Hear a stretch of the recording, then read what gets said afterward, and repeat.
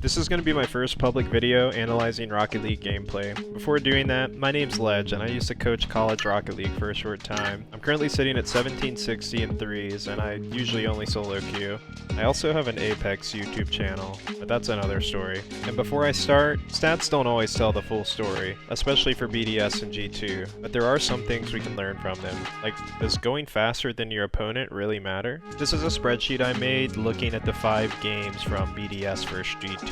All the data was pulled from ballchasing.com. It's a great site that shows all the stats broken down even further than I am doing in this video. So looking at the 5 games, we can see that G2 only won 1 game. There's lots of stats we could go through to try and figure out what went wrong, but I'm trying to keep this video short and to the point, and I'm going to only focus on a few stats that I value the most when reviewing games. These should be used as a soft guideline that isn't a one case fits all for every player, because everybody's style is a little different. And in my opinion, the most important thing is team chemistry. How well 3 players complement each other's playstyle on the field, and how well they can adapt to the different playstyles they'll face. So yeah, was speed a factor? So what I did was I took each player's speed and then averaged it together by team for each 5 games. And what I found was that G2 outpaced BDS every single game. So yeah, going as fast as you possibly can might not be the best idea. What about possession and pressure? Possession is defined as the time between touches on the ball between 2 teams. So if BDS touches the ball, their possession clock increases until G2 touches the ball, where then G2's clock increases. Pressure is just how long the ball was on a team's side. Typically, the lower this is, the better, as you're more likely to get scored on when the ball is in your half, and vice versa. This isn't always the case, as when we look at Game 5, we can see G2 lost 0-3, but G2 kept the ball on BDS's half for 60% of the game.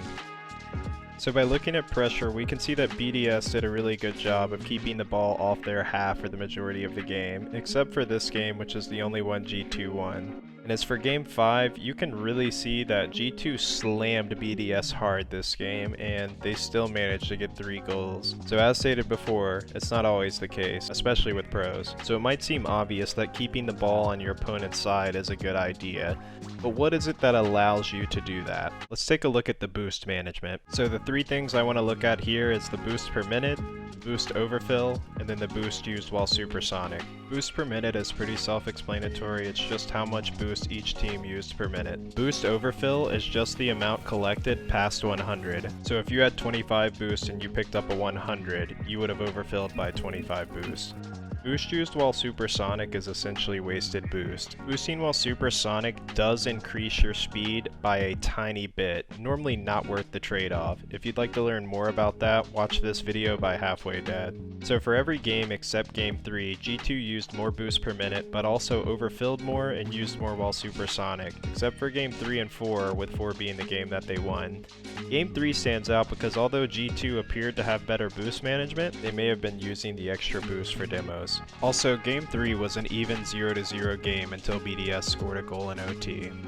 Another interesting stat I found was that G2 spent less time on the ground than BDS in every single game. For most of the replays that I've looked at, this is the opposite. The team that goes in the air more is usually the team that wins. So what do I make from all these stats? BDS was a slower team with better boost management, keeping the ball on G2's side longer, and displayed better defense in the games where that wasn't the case. Obviously, teams and players will have unique play styles where one style isn't necessarily worse or better, not to mention they have the ability to adapt and change play styles to give an advantage over an opponent who is also trying to do the same thing. For the most part, these were all very close games and the stats were very similar between the two. To me, it looks like BDS got the majority of their goals from G2 being pushed up too far, playing aggressive, which isn't a bad thing. And like I said, I think BDS's defense in those moments won it for them.